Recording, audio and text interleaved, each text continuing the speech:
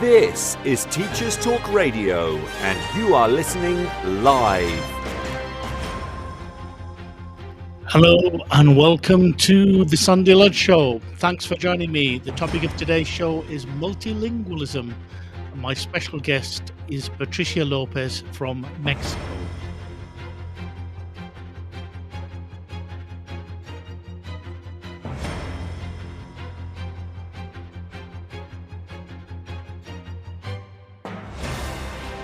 This is Teachers Talk Radio, and you are listening live. Tune in live at ttradio.org, or to join in the conversation, download the Podbean app and search Teachers Talk Radio. Follow the hashtag TTRadio. Tune in, talk it out with Teachers Talk Radio.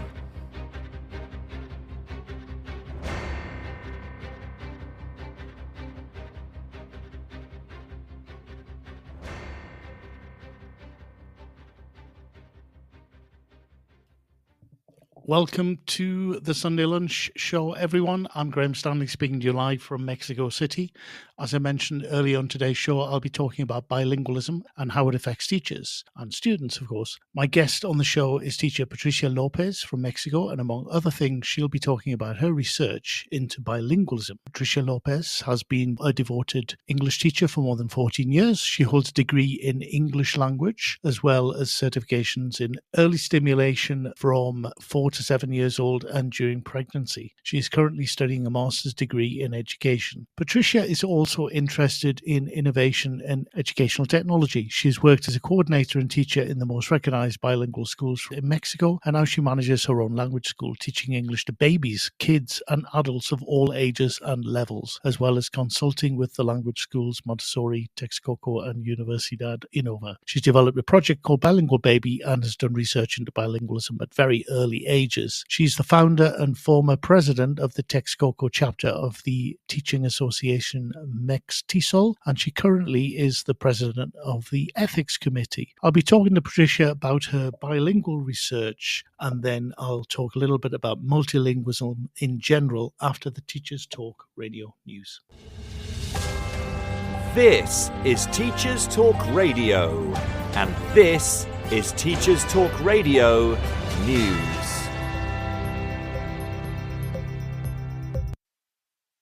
To Schools Week, Oak National Academy have announced the appointment of a new interim CEO. This comes as the online school sets a leaving date for its current boss, Matt Hood, now due to step down at the end of March. Director of Product and Engineering John Roberts is named as the temporary leader. Roberts was part of the team that launched the organisation 5 years ago. In the article, Roberts is quoted as saying, Oak has an important role to play going forward, supporting curriculum standards, tackling workload, and innovating using AI. Matt Hood had acted as interim chief executive since Oak became an arm's-length public body in 2022. The recruitment process for Hood lasted a year, and the Department for Education confirmed his appointment to a permanent position in May 2024. Oak have stressed that Hood's permanent replacement will be selected following the principles of the public appointments process. Schools Week reported in November that a judicial review of the decision to turn the Oak National Academy into a government quango had been put on hold due to concerns expressed by other groups that Oak would pose an existential risk to their sector.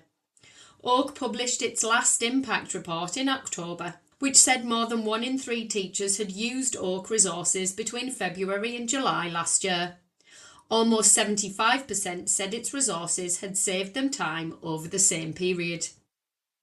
BBC Tees focuses on the issue of young carers being, in the words of a local head teacher, unfairly marked as late to school as a result of having to drop off siblings. 4 areas in the northeast of England, including Newcastle and Sunderland, have the highest rate of school absences in the country, according to the Northern Powerhouse Partnership. The head of a school in the region spoke to the BBC and said it was unfair to mark child carers as absent because they had responsibilities, such as helping a disabled parent to get out of bed. He went on to say that changes to attendance guidance had created an unfair system meaning lateness after registers closed resulted in a U mark for an unauthorised absence for a morning session, even if the pupil was only half an hour late. The head teacher went on to say that the reality was that these pupils were at school most of the day. Analysis of the Department for Education figures by the Powerhouse found that the top 9 areas for unauthorised absence were in the north.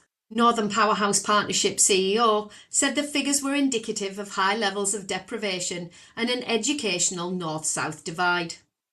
A spokesperson for the Department for Education said it had inherited an absence crisis, but was laser-focused on tackling the problem. The Guardian covers a story about a secondary school head teacher who has obtained a court order to be paid damages in the settlement of a legal claim against abusive parents who he alleged launched a campaign of harassment against him. The head teacher was successful in his claim against the parents of 2 former pupils who he said had been harassing him since May 2023.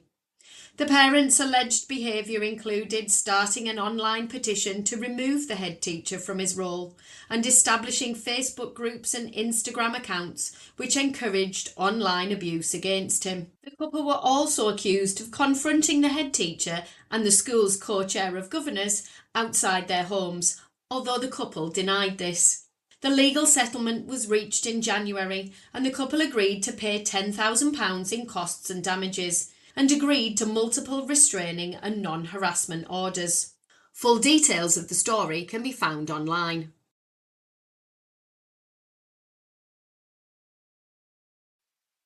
Finally, the BBC West Midlands News website reports on a primary school who have begun training pupils in Year 5 and Year 6 to be mental health ambassadors. The school in Wolverhampton has begun teaching a programme to help children manage emotions following investment from West Midlands Violence Reduction Partnership. 20 pupils, including those with special educational needs, are being taught how to be upstanders so they can look out for younger children. Upstanders look out for those who might be being bullied and show that bullying is not okay. The upstanders wear high visibility blue jackets on the playground during break, and younger pupils can ask them for help. The scheme has had a positive impact on the school, says the report. This has been your Teachers Talk Radio News with Joe Fox. So, hello everyone, and welcome in particular to Patty Lopez. Patty, how are you today? I'm okay. Thank you so much. How about you? I'm very well, thank you. Thank you so much for agreeing to join me to talk about bilingualism today. It's something I'm particularly interested in, actually. But Patricia, before we move on to that, what I'd like to do is begin, as I usually do, by asking my guests how they became interested in teaching. How was it for you? Was it something you always wanted to do, or was there another route to education? A little bit of both. When I was in secondary, my grandparents used to have a little stationery in front of a public primary school. And I've had the opportunity to study in bilingual schools. So I started teaching little kids. And eventually, it was like in the living room, like fixing everything to start teaching them with little words, etc. And it felt really, really nice. I started teaching then the parents of those kids. It was really, really nice. And then I started dancing. I am a certified professor in dancing. And for a couple of years, I devoted my life to that. And the shows were amazing, but teaching had always been like the best part of it. And then I started studying law.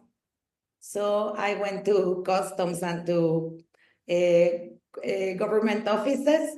So I left teaching aside. And when I finished working like a contract, co-worker of mine called me to let me know that she was also a principal at that school, kindergarten, primary, and secondary, and they were looking for a teacher for preschool. So I said, okay, it's a good opportunity for me to go back to that, and also to don't stop receiving like the amount of money every fortnight, no? Like a little bit forced by that also. And well, since then, I fell in love again with teaching, and in a deeper way, and not just with teaching, because after that I had the opportunity to coordinate the whole school. They didn't have a coordination, so we created the culture of certifications and all the programs and all those things. And well, then it was also amazing to get involved with training myself and teacher training then. Right. So it's quite a journey then. And was it always English that you were interested, apart from dancing, of course, was it English that you were interested in teaching? Always English, yes.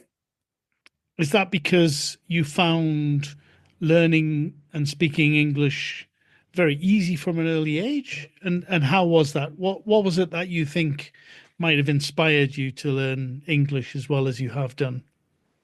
I remember that I used to love writing like letters, poems, things in Spanish. So I think that the love in general for the language, for words, has been present my whole life. And then I think that, yes, English has been something easy for me. And well, I had the opportunity to learn it from kindergarten. So I think that's the reason. That's the reason. And I really love the language. Not many English teachers mention like the differences and how Spanish is a beautiful language with so many words and so many ways of saying things. But I sometimes feel uncomfortable when we face that conversation because I really love English language. Right, yes. And what is it about bilingualism that attracted you then? Being bilingual, bilingualism. It is kind of funny because I started teaching preschool, as I told you before, and then I graduated myself to primary, then secondary, then high school, and you stop teaching like younger students.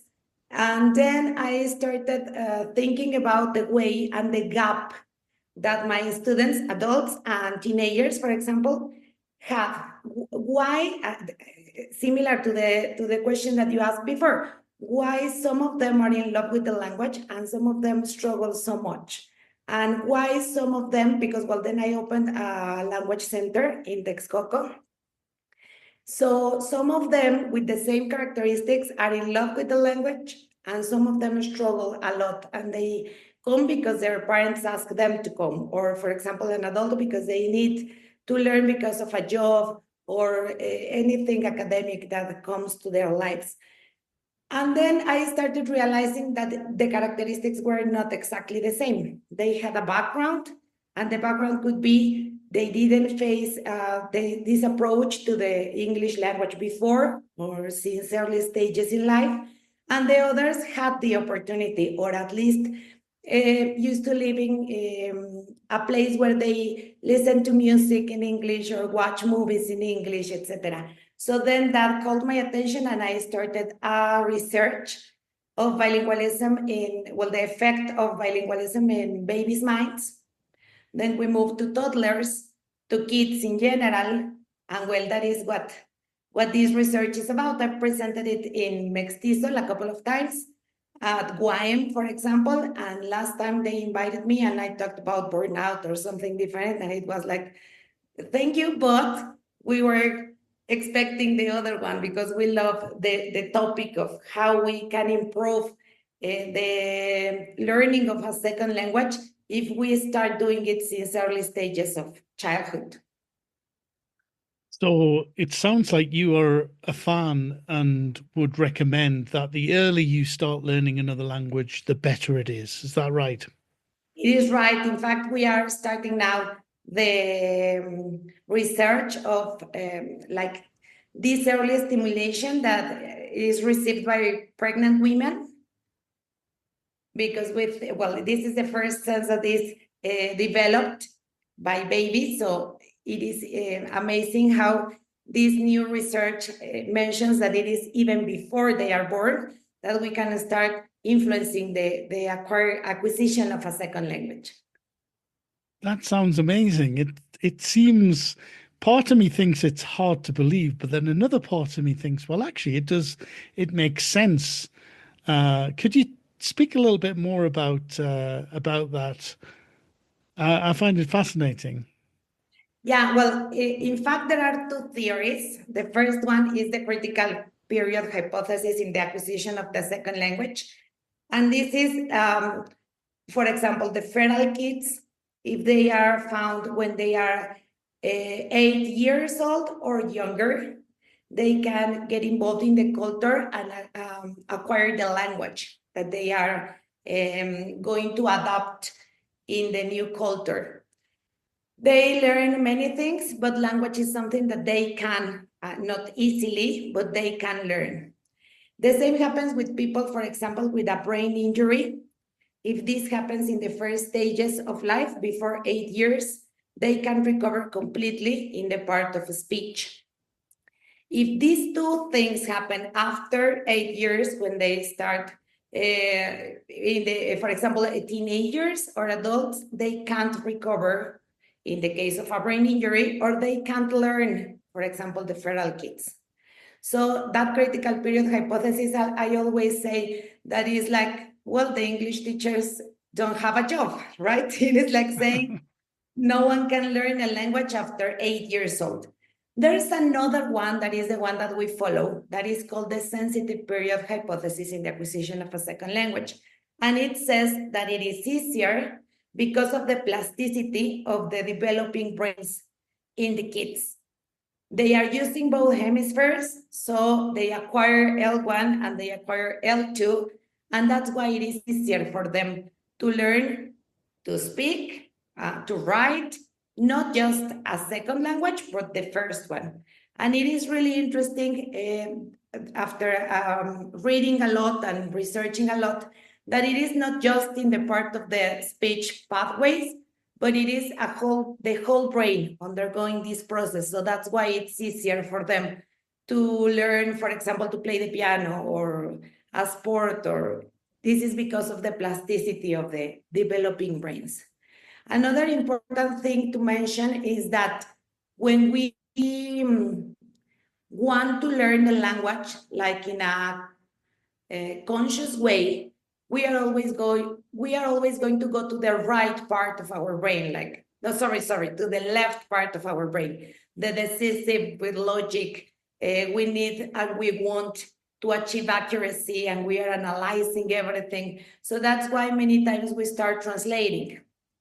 A little kid is using both parts of the brain. So they know how to live, they know the world around them in two languages. And they involve the part of the creativity, the intuition, even the feelings, the emotions.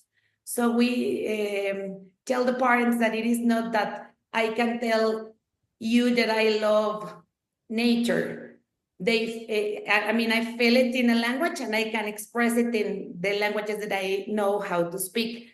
But the little kids can feel it in any of the languages because they are learning, well, as I told you, like the world around them in the languages that you approach to them.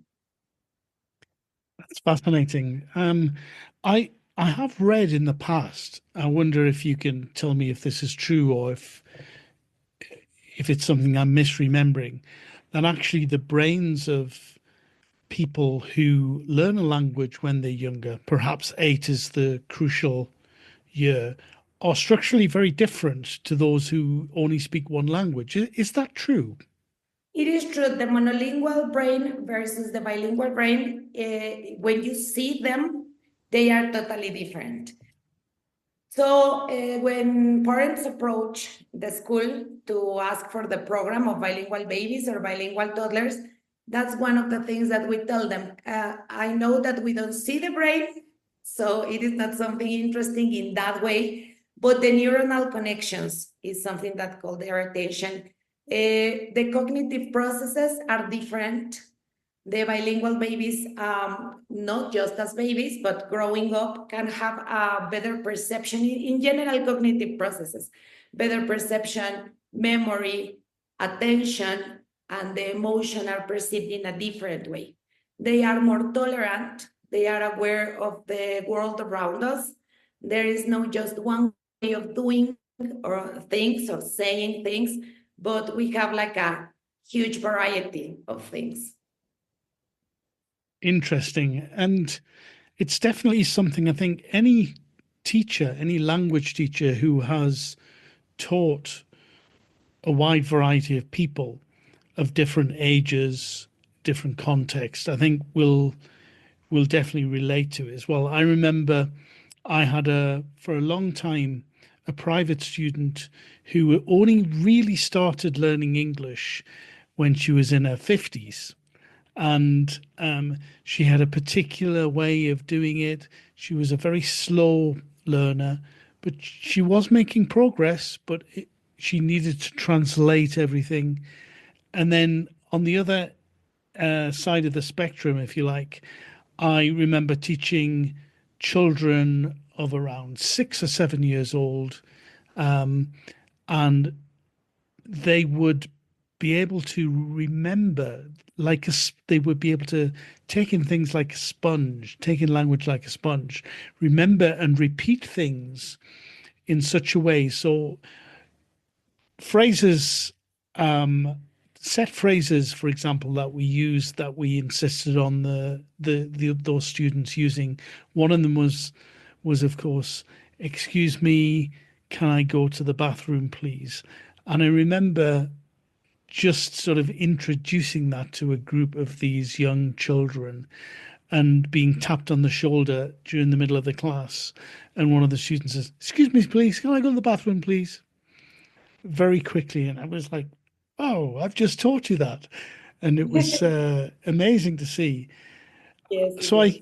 I definitely think what you're saying just rings true to me as a teacher. I don't know what your experience was before you started doing the research. Was that the case? It was the case, and well, then I got pregnant, so I had the experiment in my hands. I could teach my little girl how, well, I started playing music to her. I tried to apply all these things since I was pregnant, and she listened to Chinese, Japanese, French, because of this theory that we have about the sounds that are outside and that they can receive, and it is going to be part of their map, the phonetic map. And it is just the 6 first months of life. So it is very important for us to reach more parents and let them know that they can do it at home without paying anyone, but just letting the little babies listen to this. So, well, I started doing this with her, and as you said, the difference between what we were perceiving was that these little kids were able to understand and to receive everything as you are saying and repeat almost immediately. We also take care a lot of the silent period that is present in babies, of course, like for a couple of years, but also with adults and teenagers. Maybe that is something that we didn't pay attention to before, that if you make them repeat, it is going to be forced and it is not really included in their speech. But if we let them do it naturally, as your student did, then now it is part of them. Also, this is something that I am also trying to implement with older students, because there is nothing that we can do with them related to the first stages of childhood, but trying to respect the process. And maybe if they learn a structure, let's say present perfect, if you ask a student write 10 sentences, they are going to do it correctly. But we don't want that. We want them to speak and use the present perfect, even when it is not so common in Spanish, for example, or to write a story about something that started in the past and continues till the present and use the present perfect. So that is something that we cannot force. It is more related with that silent period. So I think that this research has had many benefits for me as a mom, as a teacher, and also for the school, for our students, because we try to respect all these things that I am sharing with you. Yes, Definitely. That's interesting. So you experimented on your child then from a very young age to see if you could instill an interest and ability to speak English. Is that right? It is right. And let me tell you something. When it comes to learn vocabulary, and from school they send a list of words, I struggle the same as the other moms, because it is the right part of the brain asking her to memorize in the moment that they want the spelling bees in kindergarten, etc. If I talk to her, she recognizes in Spanish the code that I am using, so she answers in Spanish. If I speak to her in English, she recognizes the code and speaks back in English, or she tells me, in this moment, I don't want to speak English, mom, thank you. But she understands she can have this conversation. Nevertheless, facing the list of words, facing the things from school is exactly the same. So I think that that's another base of the theory, and something that is not like the exception, but more than we have to make people feel involved in the culture, in the language, and not just like grammatical or lexis, because it is like boring for them and something that it is just in one part of their brains. So we are not taking advantage of this bilingualism benefits. And what do you think is the best way that parents, or even in schools, that teachers, parents can take advantage of the benefits of bilingualism? Well, we always suggest parents to have like a change in the environment.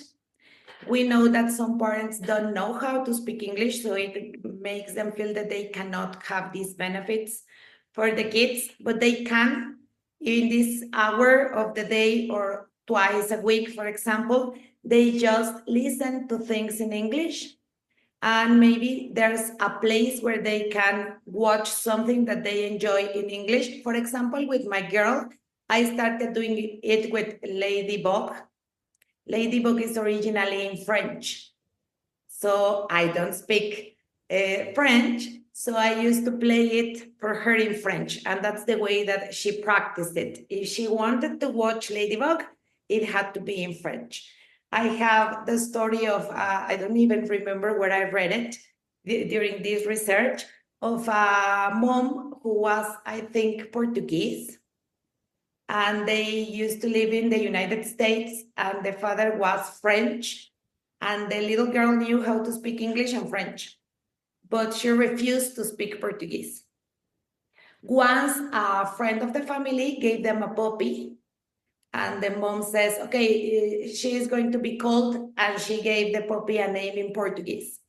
And then she says, just because this little puppy speaks Portuguese. And in that moment, the little girl started speaking Portuguese, because that was like the only way to communicate with the puppy. So we can do things like that. I am not suggesting you to adopt a puppy if you're not ready, but do it with a character, with a doll, with something that you give them, like in the fantasy. This character just speaks English, French, or the target language in general. The other thing are the words, the lexical part, and we can do it even through a translator, because, well, we know that's not the best to translate, but the pronunciation of the translator is accurate. So we can say the word to the translator and ask it to repeat. There are many apps for little kids, and they are for free.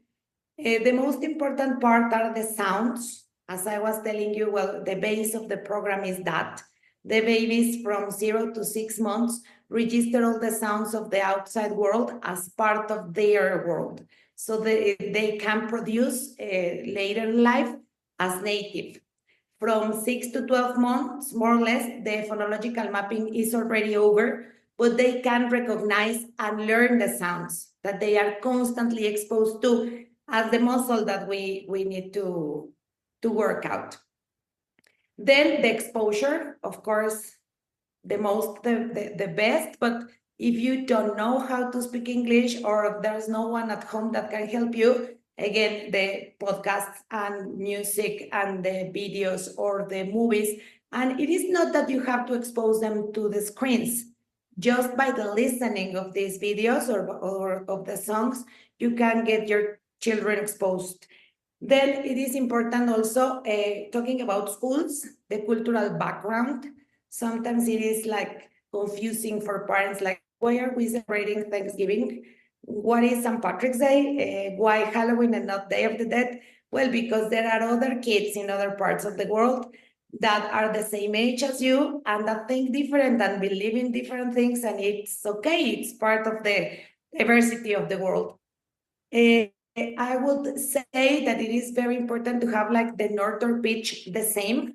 Sometimes we are like talking to them in a way when we speak Spanish, and then we change the hat, and now we are the teachers. So we change the pitch that we are using with them, and they feel like stressed or like something happened to my mom or to my teacher. So like keep it the same way. And well, in the school, we follow a portfolio of evidences because many times the parents say, she doesn't produce at home. He doesn't produce at home. Well, of course, she is not in the correct environment. When he is here at school, he feels motivated to do it. So those are the things that I would say we can do. And well, not like a traditional education. There, I follow the Dr. Eric Jarvis. He is a professor investigator from Michigan University, and he studies different animals that can learn how to repeat sounds. And he's using those things to study the speaking and the speech in humans. So he talks about the music of the language. And it is a really interesting theory that says that even when we don't know how to speak or how a language sounds, when you listen to someone speaking that language, you immediately recognize it because each language has a sound, a rhythm, a music. And that is the same that happens with birds, for example. He is a big fan of human birds, for example. But he's also a dancer. He quit dancing because he wanted to do something great for the world. And he decided after a huge presentation that he had that it was the best to be a scientist, like to go to the scientific part than arts. So he started then researching about this. And now we know, because of his research, that movement, perception, and cognition are related. That even when we read in silence, there is some vibration, like in the whole body, that if we could have like a huge microphone, we could listen to that vibration. And that every time that we move, there are, well, another big thing that we can give our kids if they start with bilingualism or more than 2 languages is that if in the family there's a gene of Alzheimer or any other disease, we can delay that thing like in the brain because of the neuronal connections that we were saying. So he was saying that to keep a good quality of life when you get older, what we need to do is to move. And I know that we listen to that every day, but it makes sense talking about speech also because of the way that we try to teach our little kids. With stimulation, with movement, with the dancing, with them touching different things. So that's the way that the kids are going to learn. And I think that if we start doing these things also with older students, that would be like a great opportunity for them to acquire the language, not to memorize the words or the structures. Interesting. This show is brought to you in partnership with John Catt Educational, publishers of professional development books and resources that support great teaching and learning in schools around the world. Don't miss out. Level up your professional development today and visit johncattbookshop.com to explore the full range of titles. Use the code JCTTR2425 for 20% off your order. Happy reading. There is, of course, a long tradition of in combining movement, song, chants, poems, with language learning. There's the jazz chants, there's total physical response. There is this idea of making things memorable by not just sitting at a desk looking at a book, isn't there? And it tends to be something that we do a lot more with younger children, because we feel it's more in line with the way that they learn, or that the way that they perceive the world, and that they also have a lot of fun doing this. But I think it's interesting what you said about exploring that with older learners as well. Last month, one of the teachers who works with me at a university level was teaching present simple with the water cycle, and at a university level, as I told you, and she brought the bag with the hot water and demonstrate the water cycle. So the students were like, I mean, that was memorable for them. They were really involved in the lesson.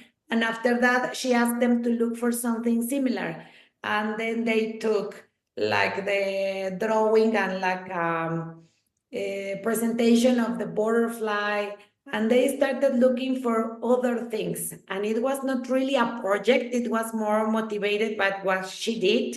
So yes, I think that sometimes we get too serious with adults or with teenagers, and that is not like the best way for them, because it is not going to be memorable, as you said. Yes, I have used in the past. I've used things like board races and various other activities that get older students, maybe young adults in particular, up and moving about the classroom.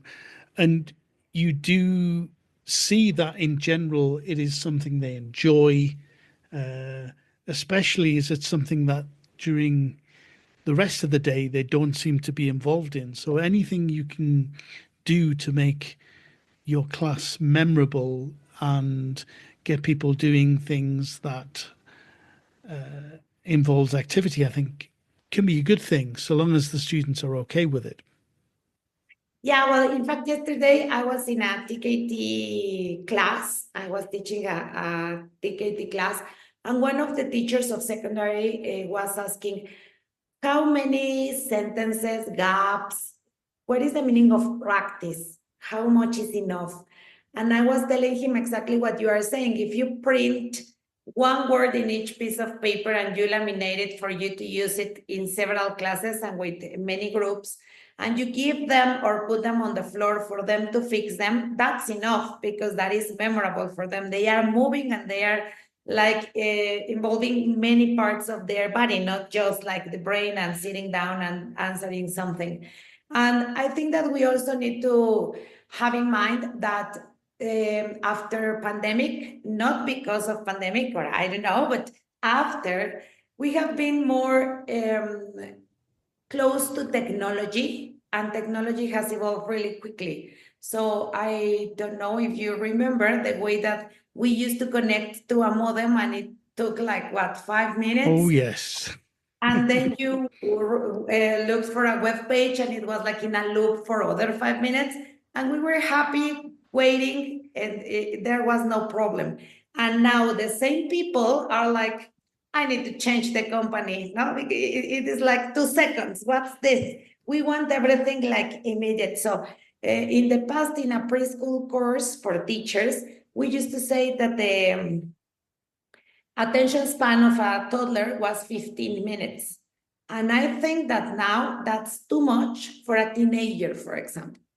So what I'm saying is really important, not just because it is how it's supposed to be. We are not teaching like something theoretical. The language has to be lived, but also because the generations are different. The students are not the same. Like, I don't know, 5 years ago, it's been really, really quickly. And we have to go back to, or to use things that we frequently use with kids, as you were saying, because that is the only way that you are going to have their attention for a longer period. You can have the students there, they are looking at you and being respectful. That doesn't mean that they are really acquiring what you are saying.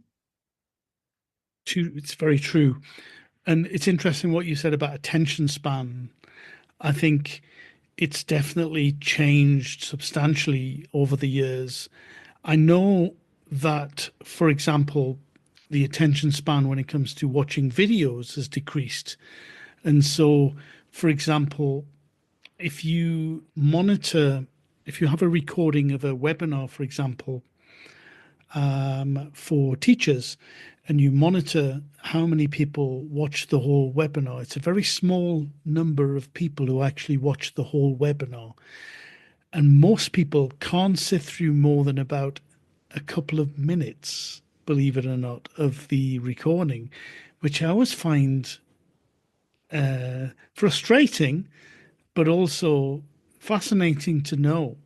So the idea that what comes to mind is that perhaps when it comes to teacher development, teacher training, we should be producing shorter videos.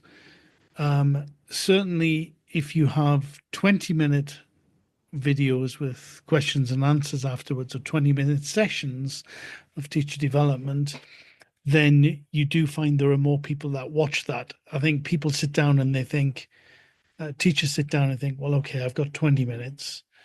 But if they start watching something, it's an hour. It seems like it's too long a time because of our busy lives, but also because of that attention span thing, I think. Yeah, well, in fact, I am also thinking that maybe you can be there the whole hour, but you are not really just paying attention. You can be scrolling in your cell phone or washing the dishes because you can turn on your camera or whatever. So at the end, it is not the 100% of attention to what you are receiving. So yes, maybe doing shorter things. It's amazing how we offer, and I say we because of Mextisol, sometimes free things, and teachers are not consuming as they used to. And I understand that it is because, as you said, the busy lives that we have. I think that with technology, we can be present. I can be here with you, and after this, I have a class with a person like far away, etc. But that is not being healthy, and we are not really present in what we are doing. We are already thinking in what comes next. And talking about that, I want to tell you that my little kid, for example, has a little bit of anxiety, and it was diagnosed by her dentist. So she has to wear something during the night inside the mouth to make the jaw grow as it must be. But the thing is that it is not a problem of my girl, it is a problem of her generation. So they are feeling anxious because they want to do more things, and what we are going to do tomorrow, and what are we doing later, and it is just like obviously there is not like they have a lot of things to do, but they copy what they see around.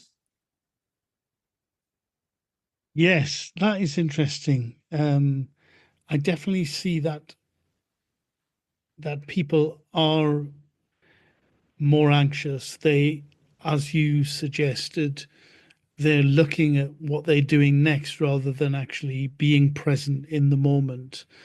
And it's probably the reason why there is so much sort of a resurgence of, or so much talk about mindfulness and well-being, because there is a need that people have detected for themselves, or other people have detected, for people to actually focus on what they're doing now rather than having one eye on what's happening in an hour's time or in the afternoon, etc. And I think you're right. That part of the problem, I think, is because perhaps we're trying to fill our days with so much more than we should be. Yeah, exactly. I think that, for example, home office helped us to do more things because we didn't commute. We didn't have to commute. But when we started doing it again, the amount of things that we wanted to do or that we were doing didn't decrease. So I think that's one of the things. And the other one, I also see, as you are saying, there's like a big market for mindfulness courses and meditation and be present, and this is the year that you are going to do everything you want, whatever.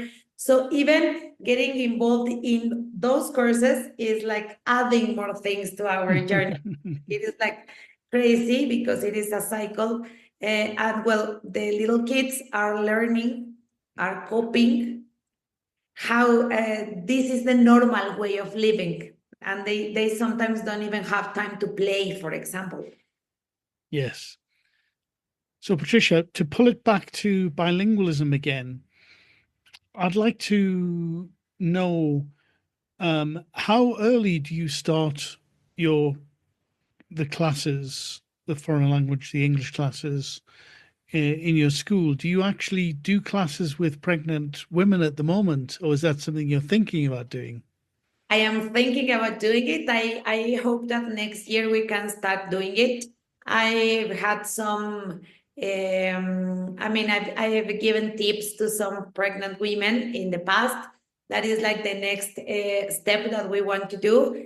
I started like advertising from zero, but all of us know that a little baby is like really difficult to handle at the beginning, and that it is dangerous even. So we ask, we offer from 1 month to 6 months. There's like one level, and then from 6 months to a year. And in those lessons until 3 years, they are considered in the program of bilingual baby. And in those classes, in those sessions, they come with their moms or with someone with them. So we use, for example, like in early stimulation in childhood classes or sessions, we use a doll that we move, and then the parents can copy the movements. We try to follow like all the things that they have to be doing when they are a month, they are 2 months, and we see them grow, because it is like amazing how they change from one day to another when they are that age. When they are 3 years old, we change them to the program of bilingual toddler. We also offer some personalized sessions or face-to-face, but we have courses like groups open for them. And sometimes they come, for example, 1 hour for English and 1 hour for French. And what we try to do is exactly that, like the whole hour receive the language, or see if there's here at school, since we open the door, everything is in English, and that's how they feel involved, and they start producing since that moment. There's something really interesting that is, for example, the silent period that we have mentioned before.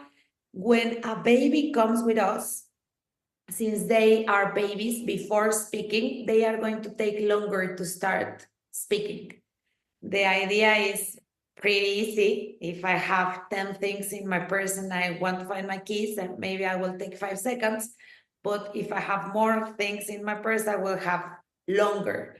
So it's exactly the same. They have to learn more things.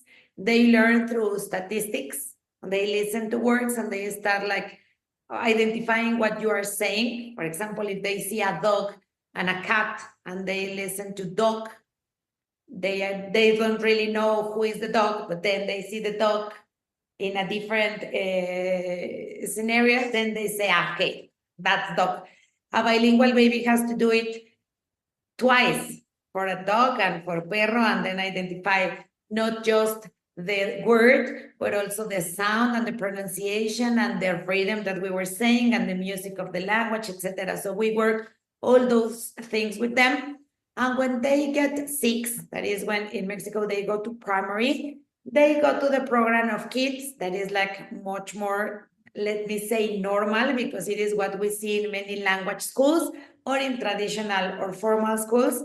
And we try to do everything that I told you, like experiments, like they touch things, bringing realia, TPR, as you mentioned before, etc.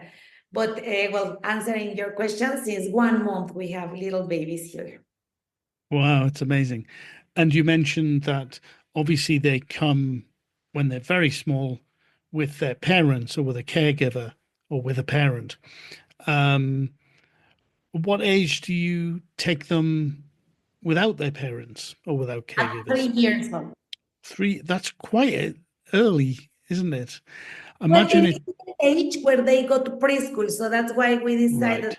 Now, let Yeah. me tell you that Yeah. I have a baby that was with me.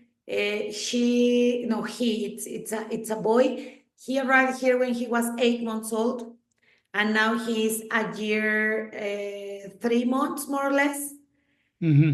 So he knows like the place, and he feels comfortable. So sometimes they bring the baby and say, "See you in an hour," and he's happy playing with us. So there's like this other option, but well, the parents have the option of staying from the month to 3 years old. Right. And it requires a certain type of teacher to be able to teach that age group as well. As I said earlier, I think the youngest I've ever taught was like 6, 7 years old, and they were quite a handful. But I think younger than 6 or 7 requires a different type of skill set, doesn't it? Yeah, in fact, we look for baby coaches. Well, we look for people who speaks the language, English or French, and that are good with kids. And after that, we train them with the early stimulation programs, and well, then the bilingual toddler. They have like what they have to do. Nevertheless, yes, we have had experiences where they know what to do, and maybe they are moms, and maybe they work in a center, and they don't have this click with the baby. So we have like to switch. It is really, really particular. Of course, it's a huge responsibility. So that is another thing that they say, "Oh my God, but it is a baby, and I don't feel like I can do it." So well, it is really difficult. I think it is easier to find a C2 level to teach a business group, the ones that we need to become baby coaches. Oh, definitely, I'm sure. And then there are two other things I wanted to ask you about. It's like, one, how large are the groups? Because again, with smaller children, you wouldn't be able to take many 3-year-olds in the same classroom, would you? Yes, no, we try to keep them like 5 or 6, depending on the teacher also, the day. For example, Saturdays, we have a lot of classes with teenagers, with young adults, with adults. So we try to keep them like 5, for them not to feel overwhelmed when they arrive, when they leave, etc. During the week, we can have 6, more or less, but not more than that, because, well, they require also these, as we were saying, memorable experiences, and that should be also personalized. It is not going to be like the same, for example, the same topic as memorable for one that for the other. So we have to take into consideration all those things. We work with some other methods like Montessori, like Doman. We mix many things. And well, we try to take a look at what they have more developed, not categorizing them in visual or kinesthetic, etc., because we know that toddlers are kinesthetic, all of them. And well, this generation, because of technology, they are visual.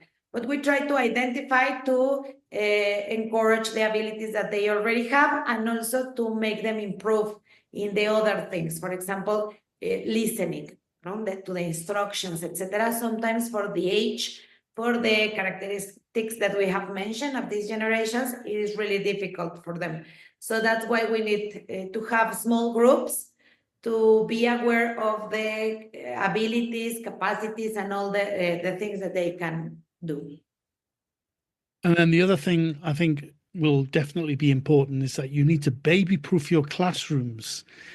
There are things that I remember when I was working in a school in Barcelona, a language school, they were looking at the potential of taking younger children in, and the kind of risk analysis found out, well, there was lots of things in those classrooms like electrical outlets near the floor and stuff like that that were potentially very dangerous for younger children.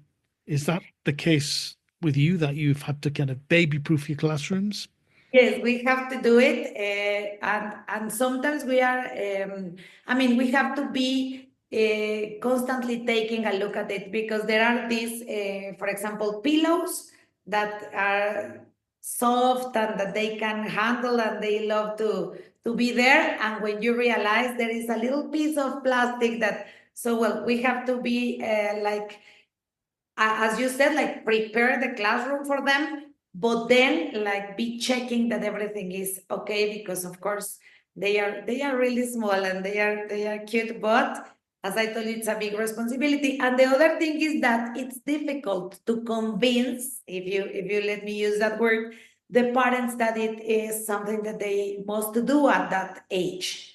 So obviously, if they leave the school with some injury or something, it is something really difficult for us. So do you have parents that come to you who are sort of interested but quite skeptical of the benefits? Yes, but I think that most of them come with me because they don't know how to speak. They have lost opportunities and they don't want their kids to go through the same. So I think that it is more like their own experience that make them come. And well, when they come skeptical, we open like open house, and then we give them the introduction, like with all the theory, why we are saying this. It is not just because we think that it may work. And well, obviously we have a lot of videos with my little experiment proving that it works. And then, well, they start saying it. No, for example, with babies, it's really difficult because they cannot produce. So there's no way that I can prove the parents that it is working. So the thing is, they start, for example, following instructions or choosing the favorite color and then go for the blue or the red ball, etc. So that is when they start realizing that it is working.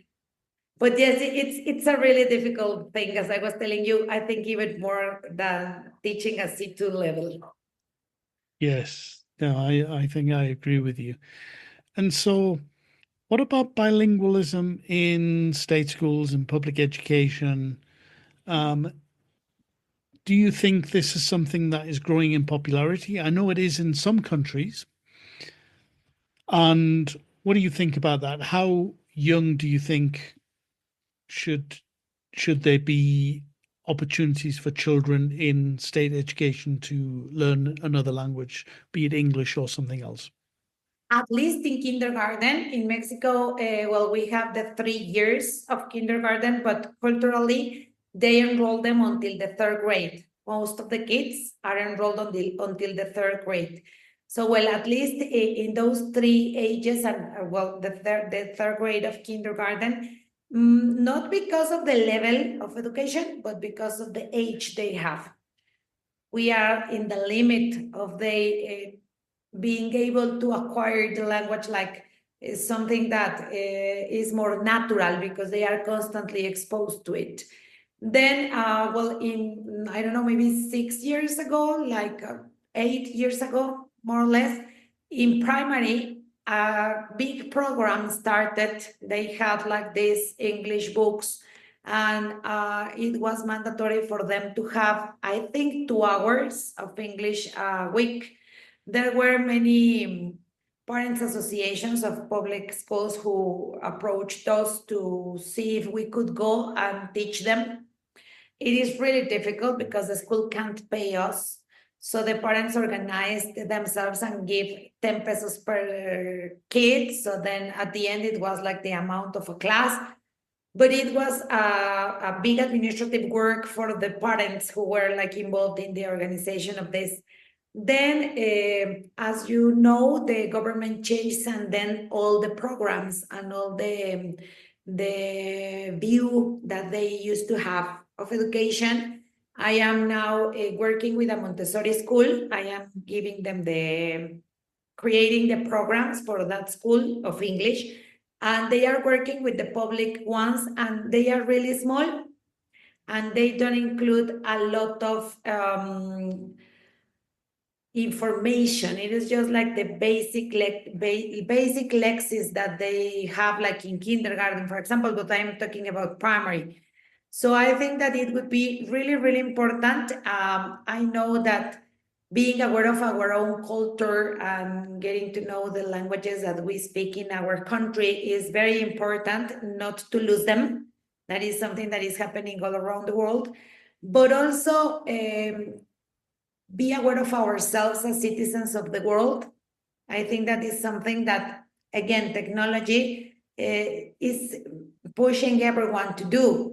So it is really important to give these kids the opportunity to improve. I have students that are studying, for example, in a public high school, and that used to study here with us, or for example, in a private school. And the ones who go to academic travel to China, or this is not like something that they have to fight for. They are the ones that are automatically chosen because they know how to speak the language. So that is putting aside the ones that have studied in the public education during their whole life. I've seen the same cases in Politécnico, at UNAM.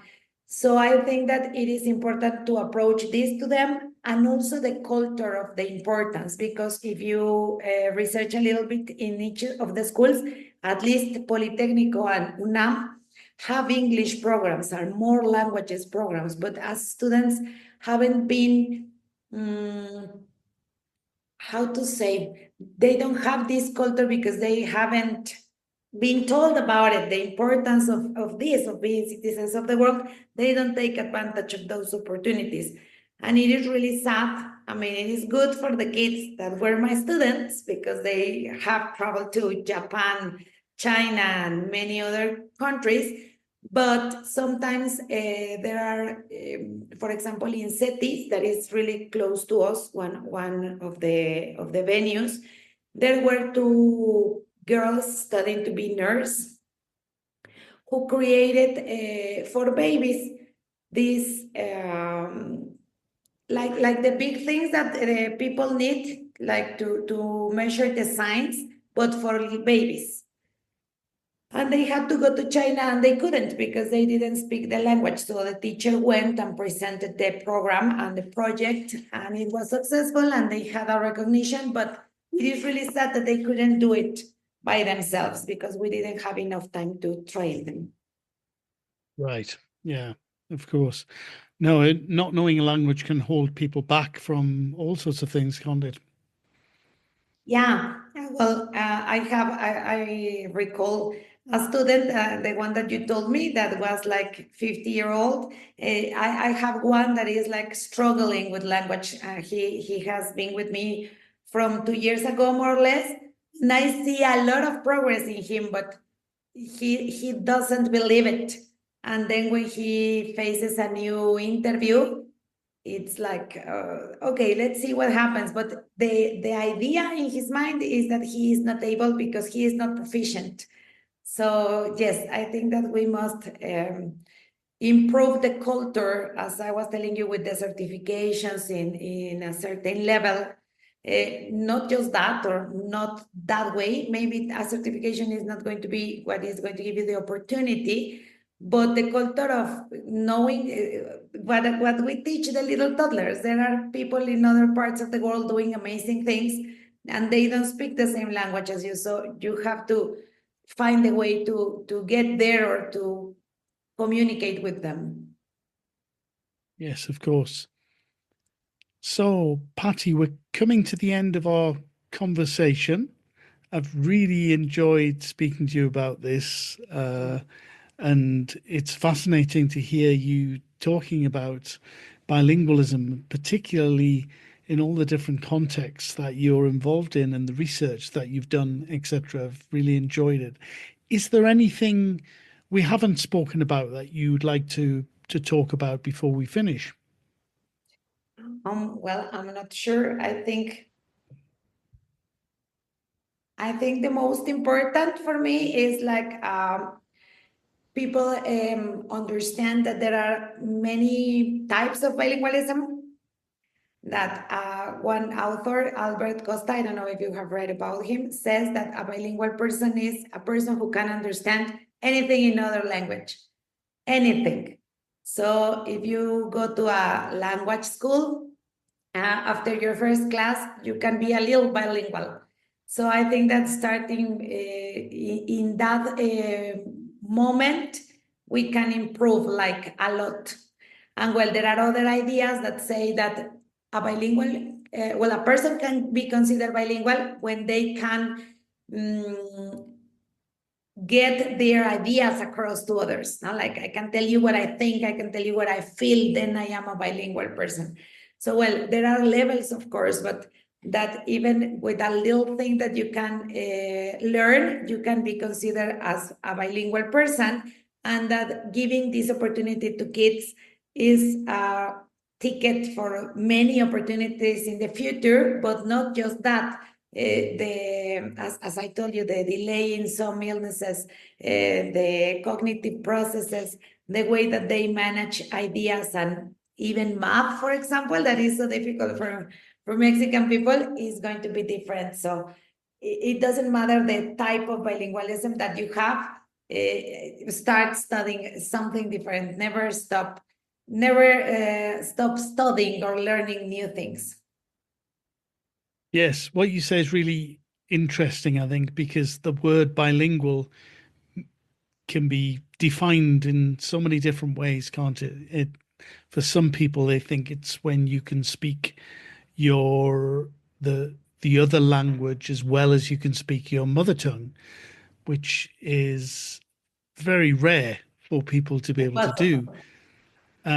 But as you say, being able to express your ideas in another language is perhaps when you might consider yourself bilingual, or even when you can just sort of speak another language to a certain extent where you can be understood. So that's all very interesting.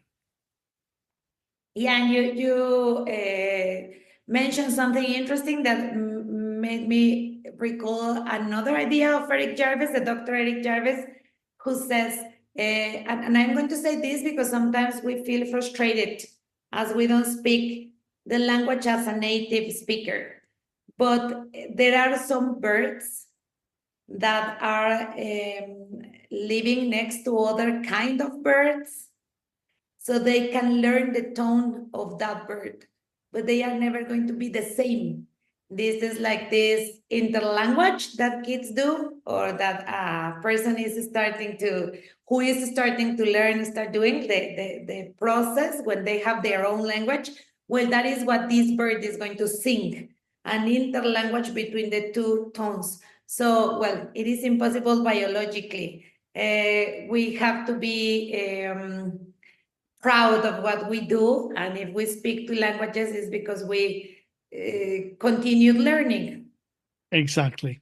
Patty, thank you so much for your time. I've really enjoyed talking to you about this. I wish you all the best, and I hope that you end up teaching English classes to pregnant mothers in the future soon. That sounds like a fascinating project. I will let you know. This show is brought to you in partnership with John Catt Educational, publishers of professional development books and resources that support great teaching and learning in schools around the world. Don't miss out. Level up your professional development today and visit johncattbookshop.com to explore the full range of titles. Use the code JCTTR2425 for 20% off your order. Happy reading. So, building on my conversation with Patricia, I'd like to talk more generally about multilingualism and discuss some of what is known about this. I have been, in preparation for this conversation and show, reading a bit about this, and I'd like to start with multilingualism and pedagogy, which includes the implications for teacher training, curriculum design, and teacher preparedness. So multilingual approaches have had a significant impact on pedagogy and teacher training, recently in particular. and in diverse educational settings, and they've influenced methodologies, curriculum design, and teacher preparedness. When it comes to the impact on pedagogy, multilingual pedagogies, they acknowledge and utilize students' diverse linguistic resources to enhance understanding and develop English proficiency, for example. There's translanguaging, which Patty talked about earlier, which is a key strategy, and this can deepen comprehension by leveraging learners' different languages in classroom interactions. Then there's code switching. So this is the idea of switching between one language and the other, and teachers employ code switching between languages to aid content delivery, especially when learners are more familiar with one language other than the medium of instruction. And this can help students understand tasks and the content itself. Cultural responsive pedagogy, CRP, in culturally diverse classrooms, CRP can connect students' local, national, racial, cultural, and global identities, and this can enrich the learning experience. And using learners' culture is a valuable classroom tool, as all language teachers should surely know. There's the horizontal and vertical dimensions. An effective multilingual education can integrate both horizontal, i.e. informal code mixing and switching, and vertical, more formal translation and interpreting dimensions to support meaning making and educational success in the multilingual classroom. When it comes to assessment, assessment in bilingual and multilingual education should consider both content and language, helping teachers understand how evaluation affects their teaching and students' learning, especially if English is being used as a medium of instruction, of course. Open-ended questions and formative assessment involving students are considered essential for this. What about teacher training? Well, when it comes to methodological training, teacher training should prepare educators for plurilingual realities, and they can focus on the CLIL methodologies, so that's content and language integrated learning, CLIL, and collaborative work. Training should cover student-centered methodologies, diverse learning environments, ICT integration if possible, and transparent evaluation. Teacher training programs should consider training needs and the need to address specific CLIL needs such as material design, catering to diversity, project-based learning, and incorporating computer-mediated communication is important. When it comes to language proficiency, it's also essential to train teachers in the use of a foreign language and the methodological approaches necessary for using it if they are a content teacher. Multilingual awareness is also important. Teacher education should raise awareness of the approaches in multilingual classrooms, addressing the burden of incomprehension that students often face. And training modules should promote multilingual awareness and pedagogy. Then there's ideological awareness. Teacher education courses should also help teachers become aware of their ideologies and empower learners by recognizing their linguistic repertoires as cognitive resources. Language supportive pedagogy is an interesting one. Teachers, head teachers, trainers, and inspectors, if that is the case, should have training in language supportive approaches, including scaffolding techniques and code switching. And when it comes to integrating multilingual methods, teachers should have training on how to integrate these methods successfully into their classroom practice, which could include strategic language switching during lessons to improve comprehension. It's not all positive, though. There are challenges and things to consider when it comes to this. Policy implementation is, of course, an interesting one. Translating multilingual theory into practice can cause tension. particularly with teachers who are used to teaching in a particular way and perhaps are not comfortable about using, if they're a subject teacher, the other language, or if they're a language teacher, about teaching sufficiently a subject, which is the big problem, of course, when it comes to CLIL.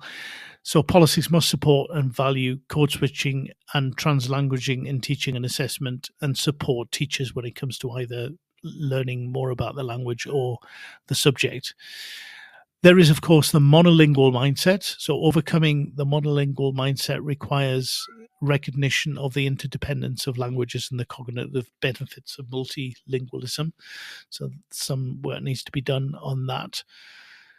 Diversity, often in urban areas, can be an issue or a challenge. Implementing mother tongue-based multilingual education in diverse urban settings can require exploration of translanguaging as a solution without segregating children, depending on the context, of course. When it comes to teachers' attitudes towards languages are so important and can influence their own teaching practice. Some teachers may resist English preference, for example, if English is the language here, or question the value of other languages and highlight the need for ideological awareness. One of the big issues or challenges is related to resources. Often there is limited access to materials and a need for these materials to be created either by the teacher involved or by a group of teachers within a school, etc. If not, this can hinder multilingual pedagogy and the necessity to have culturally viable pedagogies for marginalized areas in particular. So in conclusion, multilingual approaches can significantly reshape pedagogy by valuing diverse linguistic resources and in helping teachers integrate them into teaching practice.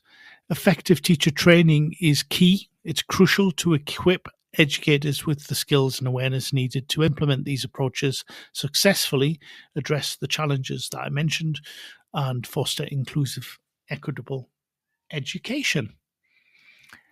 What about the attitudes of parents and caregivers? This in particular can affect multilingual education, and it is something that Patty touched upon in her situation. So parental attitudes can play a crucial role in the implementation and success of multilingual education programs. These attitudes can significantly impact children's academic achievement as well, their language use and overall perception of multilingualism. The key aspects of how parental attitudes can influence multilingual implementation are as follows. So there's motivation and encouragement. Higher parental motivation is definitely linked in the research to better outcomes for children in content and language integrated learning CLIL programs. Parental encouragement can significantly contribute to a child's academic performance in bilingual education. There are, of course, socioeconomic factors to be taken into account. Families with a higher socioeconomic status in the literature often have more resources to support their children's language learning, which can lead to better performance in bilingual programs. Parental attitudes can mediate the impact of socioeconomic background on language learning as well, though. When it comes to languages in the home language environment and the language practices in the home, including the presence of English and code switching, can be very much influenced by parental attitudes. And Patty did talk about that in her case, the importance of trying to persuade parents of doing something at home with English and the benefits that can have. When parents actively support multilingualism at home, children tend to perform better academically, which makes sense. There are the perceptions of benefits and drawbacks, parents' perceptions of the benefits and drawbacks of multilingualism in socioeconomic, cultural, cognitive, and professional terms can affect their children's attitudes and academic performance. And positive attitudes towards the socioeconomic benefits of multilingualism and multiculturalism correlate with better academic achievement. Then there are attitudes towards code switching. Favorable attitudes towards code switching are strong predicators of better academic performance in multilingual education. And this suggests that when parents view language mixing positively, it can benefit their children's learning outcomes. Involvement and support is very important. The parental involvement in school life, fostering strong home school connections and commitment from external partners, for example, researchers if they're involved, can be pivotal for the success of multilingual programs. A lack of parental support, especially when the school language differs from the home language, well, this can hinder children's learning. Something that needs to be addressed are anxieties about this. Parents can have anxieties about the potential negative impact of bilingual education on children's first language and particular identity. This is something that is seen very often.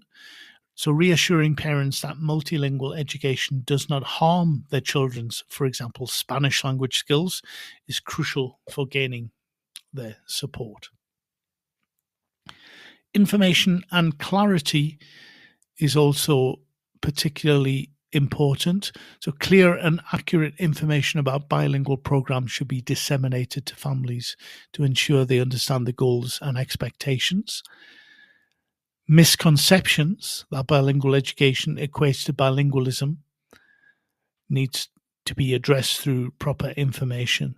And we talked a little bit about that towards the end of our conversation, myself and Patty, about the understanding of what bilingualism actually is. It doesn't mean being able to speak the other language at the same level as the first language, for example.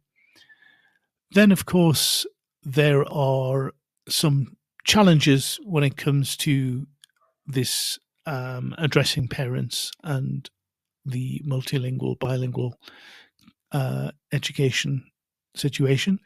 There are beliefs about general learning. A negative correlation has been observed in research between families' beliefs in the general learning benefits of multilingualism and their children's academic performance. And it has been suggested by researchers that families of underperforming students may place more hope in multilingual education to improve academic results than actually occurs. And this highlights the complexity of the relationship between parental attitudes and educational outcomes. In summary, parental attitudes can significantly shape the implementation of multilingualism by influencing motivation, home language practices, and perceptions of its benefits. So positive attitudes towards multilingualism, code switching, and active involvement in education by the parents and caregivers are associated with better academic outcomes for children. No surprise there. Addressing anxieties, providing clear information, and fostering a supportive home environment can be essential for successful multilingual education. So, given the concerns and the complexities about bilingualism or multilingualism, and that if these aren't addressed or if it's not approached in the right way, is it of concern or interest, or should bilingual education be offered optionally? So this is a complex question. There are arguments to support both optional and mandatory participation when it comes to state school education, of course. And the research suggests that the voluntary nature of bilingual programs can positively influence teacher attitudes, job satisfaction, and student outcomes. What are the arguments for? These are the arguments for optional participation. So you have the teachers' attitudes and perceptions. So teachers in schools where bilingual education is optional often display more positive attitudes towards this form of education. Specifically, they show greater self-efficacy and more positive perceptions of students' results and classroom involvement. So making bilingual education compulsory can negatively impact on teachers' attitudes. All of this makes a lot of sense, of course.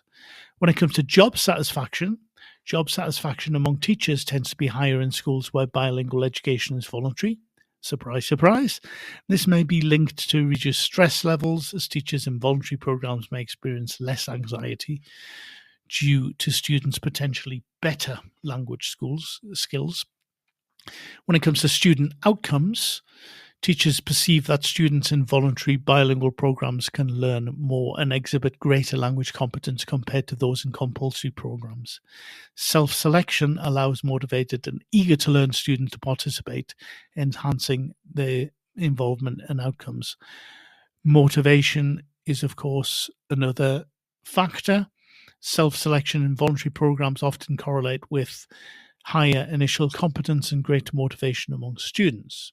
So students who choose to participate may be more prepared and enthusiastic, which can lead to better engagement and success. There are additional factors to consider: teacher training and support, of course. Proper pedagogical models and well-qualified support for teachers are vital if you want to have a chance of success, especially at the early ages. And adequate training and resources can mitigate the challenges associated with diverse student abilities. Teachers have suggested, when asked, that a clear definition of bilingual programs and more accurate information for families are needed to avoid confusion. Some propose alternative names like language reinforcement plan to better align with reality. Again, this is related to the idea of what people think of as bilingualism. Compensatory measures, so inadequacies in handling diverse student needs may not be intrinsic flaws when it comes to CLIL, but result from a lack of necessary compensatory measures for students who require them. So one study showed that a majority of teachers believe that the school itself should decide whether to become bilingual. That was 71% of the people interviewed, teachers, etc., and to school leaders, with a smaller percentage believing the decision should be made by teachers, 17%, the administration, 7%, or parents, 3.8%. Moreover, most participants in this study felt that bilingual programs should be implemented only in schools that apply for it. So in conclusion, while mandatory bilingual education does aim to provide equal opportunities, it seems like the voluntary approach appears to yield better outcomes. And the research shows that this is due to increased motivation, positive teacher attitudes, and enhanced student engagement. So balancing equity with effective implementation, this requires a careful consideration of these factors, adequate support and resources being made available regardless of the model.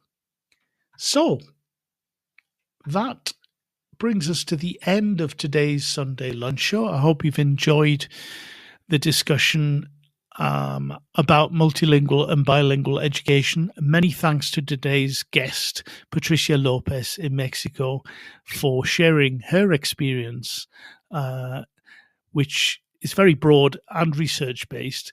And thank you to all of you who have joined us live today. Thanks also to those of you listening back to the recording. That's it from me.